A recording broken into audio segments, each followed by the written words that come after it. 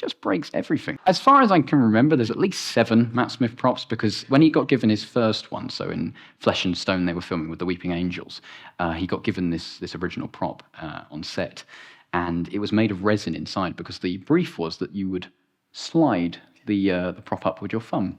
Matt went, do you know what? Let's flick it. And the whole top section went flying out. And I couldn't find it, but there is a joyous picture somewhere of Matt Smith sort of stood there going, oh God, and a props department guy sort of holding 2 halves of it, very confused.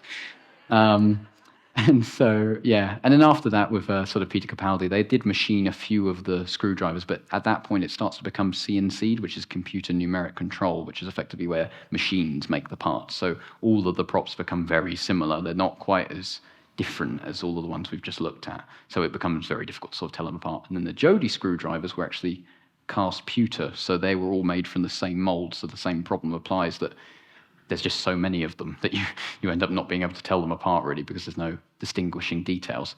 And then the new 14th screwdriver is just crazy. So, and Shooties now, I'm not telling you about it. I'm just kidding. But what we've learnt, I think, is effectively that all Doctor Who props are sort of repurposed. But you might have picked up on the common theme that all of them have the same thing going for them, which is that Doctor Who props very much keep to the spirit of the show itself. Often, as we've seen, many of these props are not quite what they seem, which is sort of an intrinsic theme that sort of runs across all of Doctor Who. So, for instance, with the Daleks, that's not a sink plunger, or it's a manipulator arm. We've got to use our imagination. That isn't a wetsuit, obviously. That's skin of metal. For a body that will never age or die. It's not sort of made up of random bits and pieces.